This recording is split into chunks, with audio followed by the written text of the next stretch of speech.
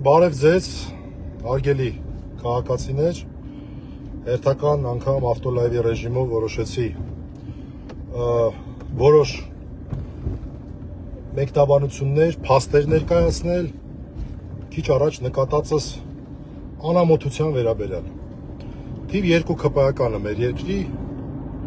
Արայիկ Հարությունյանը նկատեցի, որ հայտարարություն է տարածել, որ Հայաստանում խոսքի համար մարդ չեն դատում։ Եվ որպես մարդ, որը որ մի քիչ տեղյակ է այս ամեն ինչից, մտածեցի, որ այսպես օդի մեջ բաներ խոսալու փոխարեն պահի տակ, ըստ հիշողության, թվարկեմ են բոլոր դեպքերը, երբ ուրեմն մարդիկ ոչ թե դատվել են, այլ ազատությունից զրկվել են խոսքի համար, բացառապես խոսքի համար, իրավաբանորեն խոսքի համար, այսինքն շատ դեպքեր կան, որ դե ֆակտո խոսքի համար է, բայց դե յուրե ինչ-որ ուրիշ բաներ են բերում, օրինակ դրա վառ դրսևորումը Արմեն Աշոտյանի դեպքն է, որ որոնց էլ հասկանում ենք, որ նրան ուզում են լռեցնեին, բայց մեղադրանքները խոսքին չէին վերաբերում, այդ խայտառակ ապօրինի մեղադրանքները այլ բաների էին վերաբերում, ինչ-որ ենթադրյալ գործողությունների, որոնք մենք վստահ ենք, որ տեղի չեն ունեցել և դա ապացուցում ենք դատարանում, բայց ֆորմալ առումով մեղադրանքը խոսքը չէ։ Ես կբերեմ կոնկրետ օրինակներ, որի դեպքում, որ կոնկրետ խոսքի համար են մարդիկ դատվել։ Ընդ որում նորից ասեմ, չեմ խոսի նույնիսկ ձերբակալման մասին, որտեղ շատ են դեպքեր եղել, որ ձերբակալվել են, առավելագույնը 72 ժամ մնացել են անազատության մեջ, հետո ազատ են արձակվել։ Այդ օրինակները անգամ չեմ բերի։ Խոսեմ են դեպքերի մասին, որոնք Հարությանը հայտնի են, իսկ նաև ասեմ, որ լիքը դեպք կա, որ Հարությանը հայտնի չի, երբ անձը կամ խաբաման միջոցի է ենթարկվել, կալանքի, բանտային կալանքի տեսքով, կամ ազատազրկման պատժատեսակի է ենթարկվել։ Խոսքի համար, բացառապես խոսքի համար։ Ուրեմն հիշեցնեմ, ժամանակագրությամբ կգամ։ Առաջի անգամ առանձին հանցակազմով որպես 2021 թվականի հոկտեմբերին ծանր վիրավորանքը նախատեսվեց, առանց ազատազրկման որևէ տարբերակի, առանց ազատազրկում պատժատեսակի, եւ այն ժամանակվա եվրոպացիների ասածային էր, որ դե հա որոշ դեպքերում կարելի է խոսքի համար անձին պատասխանատվության ենթարկել, բայց անազատությունից զրկել չի կարելի։ Եվ մոտավորապես 10 ամիս տևեց այս ուրեմն օրենքի գործողությունը, ծանր վիրավորանքի օրենքի 2021 թվականի, եթե չեմ սխալվում, հոկտեմբերից մինչև 22 թվականի հունիսի վերջը։ Եվ երբ պարզվեց, որ այս օրենքը բացառապես կիրառվում է քաղաքական հակառակորդների դեմ, այդտեղ իրականում եվրոպացիները այսպես ձայն բարձրացրեցին եւ կարծում եմ իրանց գործուն միջամտությամբ այս օրենքը ուժը կորցրեց։ Եվ առաջի հայացքից թվում էր, թե ոնց որ պրծանք մենք խոսքի համար պատասխանատվությունից։ Ես մի դեպք եմ հիշում, որ անձին ազատությունից զրկած լինեն, դա Նարեկ Սամսոնյանն էր, այս հոդվածով, երբ նրան շատ վատ ձևով ձերբակալեցին, բայց դատարանը ձերբակալումը համարեց ոչ իրավաչափ։ Նա ընդհանուր առմամբ մոտ 70 ժամ, 68-70 ժամ անցկացրեց ԶՊՎ-ում եւ դատարանի որոշմամբ ազատ արձակվեց։ Այսինքն անգամ այս հոդվածով է եղել մարդ, որը որ թեկուզ կարճ, բայց ազատությունից զրկված է եղել, Նարեկ Սամսոնյանը։ Բայց ես կանդրադառնամ մյուս դեպքերին։ Ինչ արեց իշխանությունը դրանից հետո, ասեց դե լավ, դե չեք ուզում այս հոդվածով, ուրիշ հոդվածներով մարդկանց խոսքի համար ազատությունից կզրկենք եւ սկսեց խայտառակ ձևով չարաշահել քրեական օրենսգրքի մի շարք հոդվածներ եւ կոնկրետ մարդկանց արդեն կալանավորել եւ առաջի հերթին կալանավորել եւ նաեւ դատապարտել։ Առաջին օրինակ լուսահոգի Արմեն Գրիգորյան։ Արմեն Գրիգորյանը ձերբակալվեց վատ ձևով նկարահանմամբ, ցույց տվեցին նրան այսպես տորացնելով տանում էին ոստիկանություն, թե որտեղ այդ կադրերը համացանցում են կարող եք տեսնել 2022 թվականի մայիս ամսին։ Նա կալանավորված մնաց 59 օր եւ հիշում եք առաջի դատական նիստին ինչ ողբերգություն տեղի ունեցավ։ Նրան ազատությունից զրկել էին բացառապես խոսքի համար, եւ հոդվածն էլ այսպես կոչված թշնամանք տարածելն էր եւ խայտարակ կիրառում էր այդ հոդվածի, որտեղ այդ ժամանակվա օրենքով քաղաքական հիմքով ենթադրաբար թշնամանք տարածելը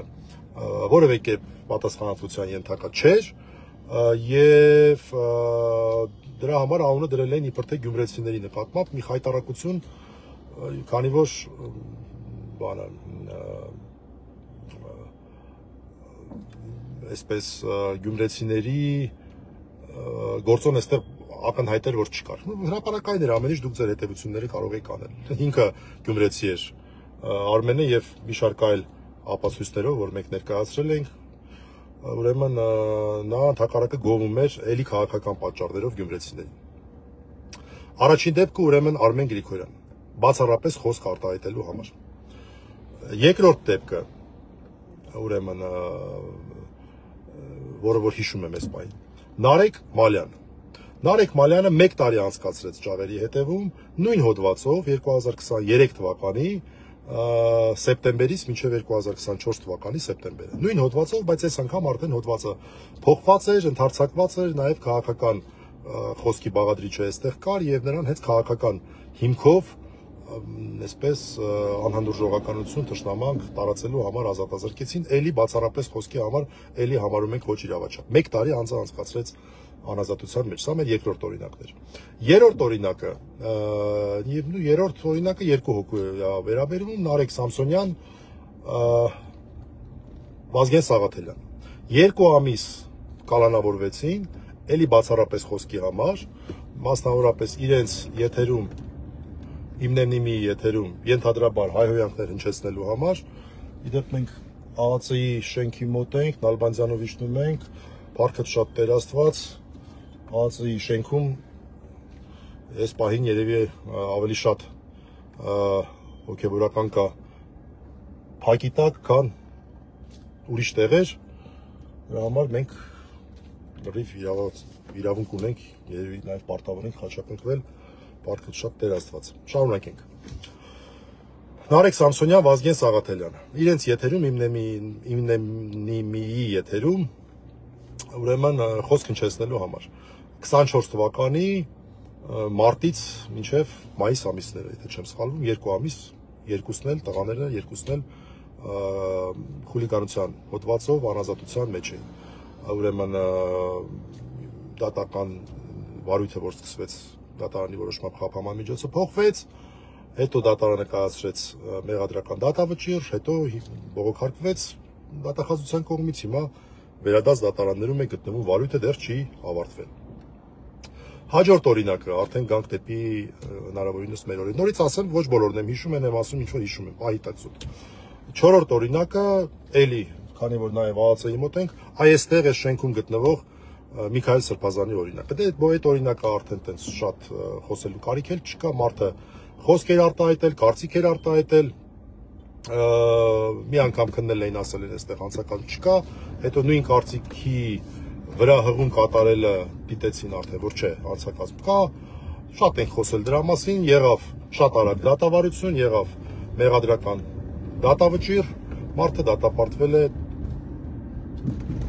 Գերաշնորհ Միքայել Սրբազանը դատապարտվել է 2 տարի ժամկետով ազատազրկման